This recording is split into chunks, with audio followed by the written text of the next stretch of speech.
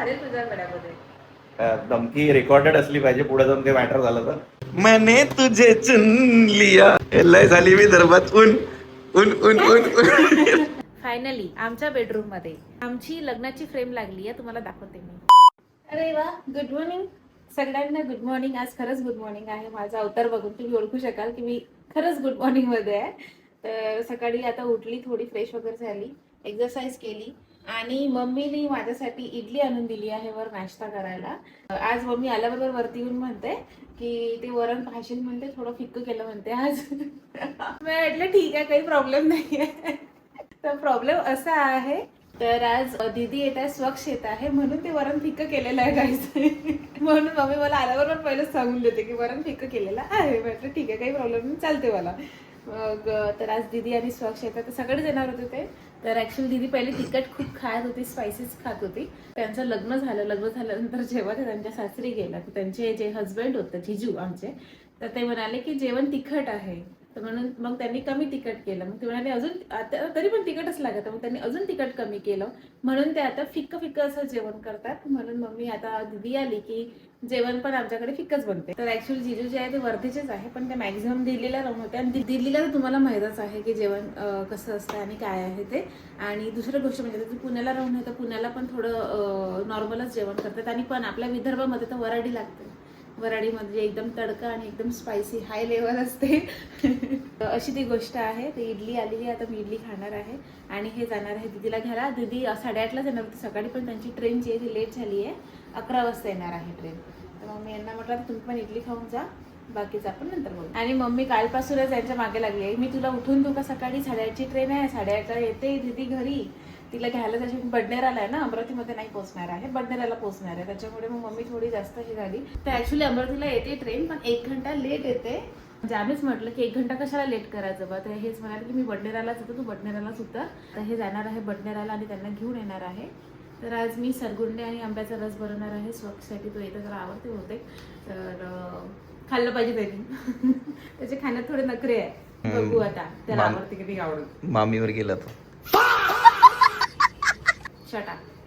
A few moments later. गरम म्हटलं. वरचाही पंखा चालू आहे, इकडे कूलर आणून लावला मॅडमच्या तोंडावर. तरी पण गरम काय.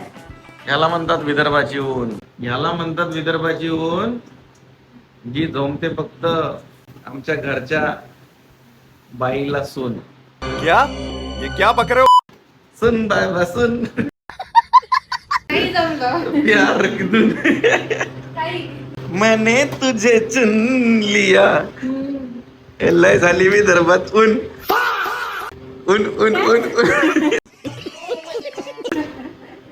चला हसली बा. एवढ्याचे होऊन जाईल ना आपलं. ते काय म्हणतात त्याला सांग आधी लोकांना. तर हे आहे सरगुंडे. सरगुंडे असे असतात राऊंड राऊंड शेप मध्ये. सरळ नसतात ते, म्हणजे गळाच्या जागी गुंडे टाकलं पुढं, वाकडे गुंडे, सरगुंडे. सर तर हे सरगुंडे जे आहे हे गव्हाच्या याच्यापासूनच बनतात. तर याचं गव्हाचं पहिले पीठ बनवावं लागते, मग ते बनवावं लागतं. तर हे चांगलं 1-2 वर्ष टिकतंय, असं ना खराब नाही होत. तुझ्या कूलरचा आवाज जास्त तुझ्यापेक्षा. मग बंद करून दे, मी एवढ्या जोरात नाही बोलू शकत कारण माझं एनर्जी नाही. हे गव्हाच्या पिठापासूनच बनत असतात. तर गव्हाचं पीठ म्हणजे दळलेलं पीठ नाही, त्याला वेगळी प्रोसिजर असते खूप सारी. ते वेगळ्या प्रोसिजरनं गव्हाचं बनवावं लागतं. तर मला नाही माहिती, तर माझ्या आईला माहिती आहे खूप चांगल्या प्रकारे. तर त्याचं हे बनते आणि हे 1-2 वर्ष चांगलं टिकते. याला बनवून ठेवलं की मी मागच्या वर्षी बनवलं होतं, तर मागच्या वर्षी पण खाल्लं, मग यावर्षी पण होतं, तर यावर्षी पण. आता उन्हाळ्यामध्ये, आणि सहसा हे उन्हाळ्यामध्येच खातात कारण ते आंब्याच्या रसासोबतच छान लागतं म्हणून. तर मी एवढे घेतले आहे, आणखी घेऊ का? नाही बस झाले, फुगून येते जास्त खाल्ले काय होते? पोट फुगते जास्त खाल्लं तर, भरून जातं लवकर पोट. तर काही नाही, याला घ्यायचं असं एका भांड्यामध्ये, याच्यामध्ये असं छान पाणी टाकायचं. याला जेवढं पाहिजे तेवढं, म्हणजे अर्ध घेतलं तर अर्धा गंज पाणी टाकलेलं आहे. आणि याला आता गॅसवर ठेवायचं, गॅस ऑन करायचा. आणि आमचा गॅस फॅनच्या हवेने हालत आहे, तर मला फॅन शेवटी बंद करावं लागणार आणि गरमीतच करावं लागेल जे काम आहे ते. तर हे आता याला बॉईल होऊ देते छान. जसे ते नूडल्स नाही बनवत का, पाण्यामध्ये बॉईल करतात, सेम तोच प्रकार आहे. हे नूडल्स आहे, हे सरगुंडे आहे. आठवते का लहान लेकरांना माहिती का नूडल्स खूप आवडते. माझ्याकडे काय करते, हे सरगुंडे नूडल्स सारखेच दिसते ना बॉईल केल्यावर, त्याला बॉईल करते आणि याचे नूडल्स बनवते. हा मग राईसचेच नूडल्स बनवतात ऍक्च्युअल मध्ये. हो पण आपल्याकडे नूडल्स मैद्याचे बनवतात ना. हा, ते बयाडा लोक. तर पॉकेटवाले नूडल्स ते मैद्याचे असतात. पण ऍक्च्युअल मध्ये जे भेटतात तिथे ते राईसचेच बनवतात कुठे नूडल्स. चायनामध्ये ना, हा, जापानमध्ये. कारण कोरियामध्ये पण तेच आहे. आणि रामेन मध्ये ऍक्च्युअल जोपर्यंत तुम्ही राईस नूडल्स नाही वापरत तोपर्यंत फ्लेवर नाही येत. आणि तुझ्याकडे कॅमेरा करून बोल. पोट पण नाही फुगत. नाही, मी तुझ्या ब्लॉग्स मध्ये येणार नाही. का? असंच तुझे ब्लॉग बघत नाही मग लोक. राहू दे, मोठा चालला. अरे मी आलो तर बघत नाही म्हटलं. मी माया कचरा करून आलो. स्वतःच वाटते का नाही मी. राहू दे, तू दोन्ही साईड बोलतो. मी दिसलो तर ब्लॉगनी बात म्हटलं लोक. मला इथलं मिक्सरचं भांडं देता काढून. नाही, तू म्हण लोकायले हा दिसलं तर ब्लॉग पाच जाऊ ना. प्लीज गाईज, हा जर दिसला तर ब्लॉग बघत जा आणि कमेंट करत जा मला बघायचं आहे की नाही नवऱ्याला. हा, आणि कमेंट करत जा माझ्या नवऱ्याला तुम्हाला बघायचं आहे की नाही बघायचं आहे, आणि कशा रूपात बघायचं आहे ते पण सांगा. तसं रूप मी त्यांचं करून देईन. नाही, असं काही नका करू म्हणा कमेंट. तर कोणत्या पण रूपात माझा नवरा चांगलाच दिसते, मला माहित आहे. तर चॅलेंज केलं पब्लिक, तुम्हाला बघू आता. तुम्ही कमेंट करा की तुम्हाला माझ्या नवऱ्याला कोणत्या रूपात बघायचं आहे. सर्वात आहे आंब्याचा रस. कालच घरून मम्मीने आंबे पाठवले आहेत आणि त्याचा सुगंध खूप मस्त आहे. ते 5 आंबे पाठवले होते. माझ्या आवडणे एवढी हे थोडीशी म्हणजे एवढंसं पण त्यांना हे नाही आहे की बा उद्याचा दिवस थांबव. रात्री 12 वाजता आंबा खाल्ला. त्यावेळेस त्या आंब्याचा सुगंध येत होता. म्हणजे ते क्रेविंग्स कंट्रोल नाही झाली. आणि त्यांना काय म्हटलं, आंबा चिरा एक फूड मला तर लागतं ते हा माजून असा माजला छान आणि मस्त एकट्यानेच खाऊन घेतला. मला एक घास सुद्धा नाही. मला सांगा, हा आंबा कोण चिरत असते? चिरून खायचा आंबा आहे हा? हो का? हो, चिरून खायचा आंबा आहे. नाही आहे, ठीक आहे, मग मान्य आहे. मग त्यातला तुला थोडंसं त्याने आला मला मी घेत म्हटलं होतं असं माचून खात होतो घे. चाकू खाले तुझ्या गळ्यामध्ये. धमकी रेकॉर्डेड असली पाहिजे, पुढे जाऊन काही मॅटर झालं तर. हे रेकॉर्ड करून ठेव. चाकू घालून तुझ्या गळ्यामध्ये. धमकी दिलेली आहे मला बायकोने.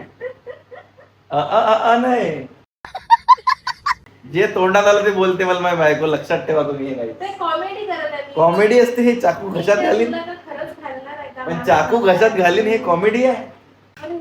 हे कॉमेडी आहे. आंबा कापून दे पहिले. हे कॉमेडी आहे. नाहीये. पब्लिक समोर क्लिअर कर. हे कॉमेडी आहे. हा, नाहीये मला. मी पडत आहे. इकडे बोल. नाहीये, मग मी पडत आहे ना. मग काय? मग हा, बघू. पप्पीने काय होणार एकदा घशात गेल्यावर चाकू? मी शिवून घेईन असं ते. जाऊ दे. काढा तुझा. पहिले स्वतःवर एक्सपेरिमेंट करा, पण शिवल्यावर पण काय सोडायचं काय? आता मी म्हटलं म्हणजे खरंच करणार आहे का तसं तुझ्यासोबत? आजपर्यंत तर केलं नाही, पण या गोष्टीवर विश्वास बसून राहिला ना थोडा थोडा.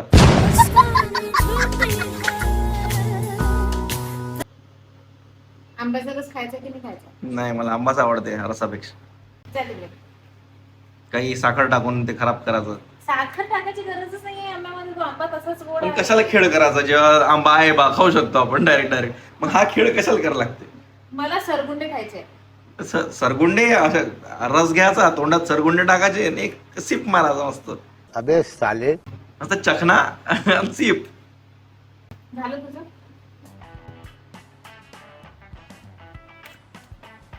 यार हे कापल्या पण नाही चालले आंबे माझ्याकडून. मी नाही, मला कापत नसतेच ते आंबे, नाचून काढत असते त्याच्यातलं सगळं. आता कसं करू मग? माती घ्या, कसं मलाच काढणार? विचार असते बरोबर. खराब झाला हा आंबा. काय मला खाऊ दिला असतो तर रात्री त्याच्यापेक्षा. खाल्ला ना तरी म्हणजे खाऊ द्यायचा होता. अरे हा चाकूच नाही आहे चांगला. मला नाही आवडत.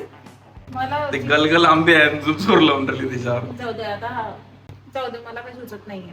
तर हे सरगुंडे जे आहे ते बॉईल करून झालेले आहे. तर याच्यातलं पाणी जे आहे ते काढावं लागतं. तर मी काय केलेलं आहे, ही चाळणी घेतली आहे, त्यातून पाणी निघेल. तर याच्यावर हे टाकून द्यायचे पूर्ण असे.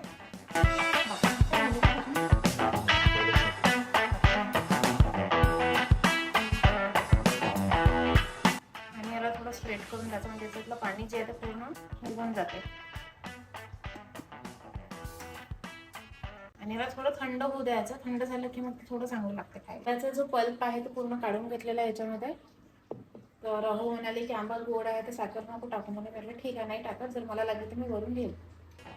तर याच्यामध्ये मी थोडं दूध ऍड करत आहे, कारण मी करत असते.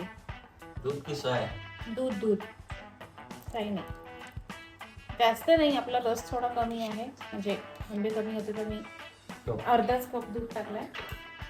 आणि आता मी याला मिक्सरमधून फिरून घेतो. पहिले माहिती आहे मिक्सर नव्हतं ना, तर आधी जे गावरानी आंबे राहायचे तर त्या गावरानी आंब्याला छान माचून घ्यायचं आणि त्याचा रस काढत होते.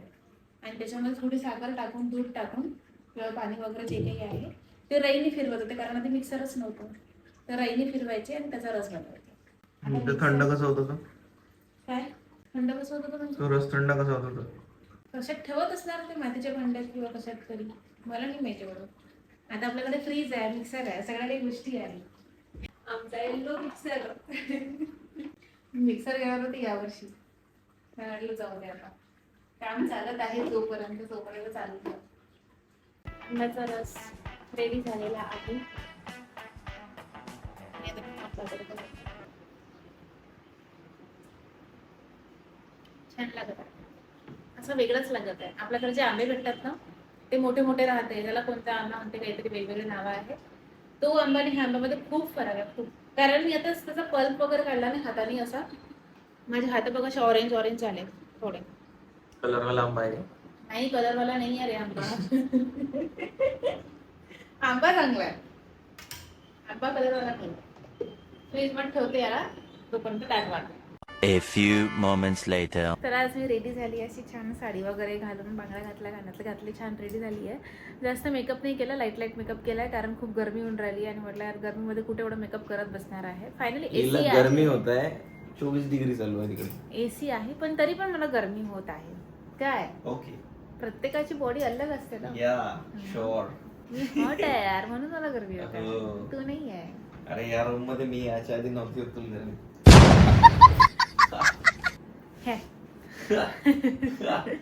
तर तुम्ही विचार करत असणार की मी अशी काय रेडी झाली आहे. तर माझं शूट आहे आज, यांनी म्हणाले की शूट करायचं आहे, प्रमोशनल शूट आहे, तर तू रेडी हो. खूप मिनता केल्यानंतर मी अशी रेडी झाली आहे.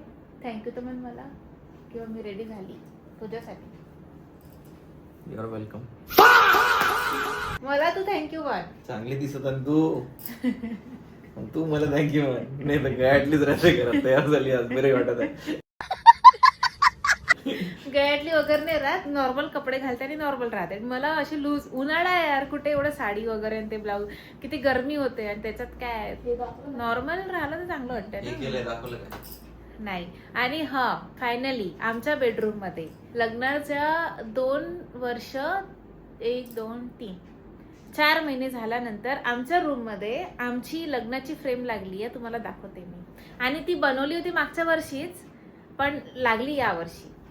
ही आहे ती फ्रेम. जुळून दाखव. तर याच्यामध्ये आमचा लग्नाचा फोटो आहे.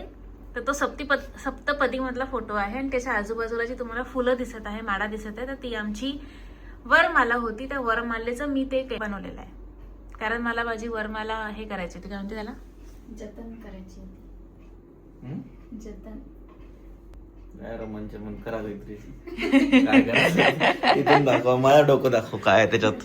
हे फ्रेम आम्ही मधात लावू शकत होतो टीव्हीच्या वर, पण एक साइड लागलेली आहे ती.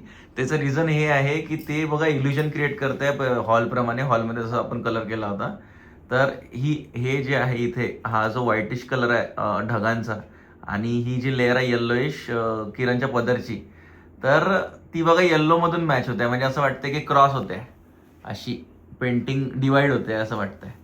हे शशांक किरण नाव नसं दिसलं ना इथे. हा, बरोबर दिसत, पण ते असं वाटत आहे की फ्रेमचाच कलर तो आहे मागचा. समजा असं दाखवलं मी, असं वाटत फ्रेमचाच कलर तसा आहे, मागून येल्लो आणि व्हाईट.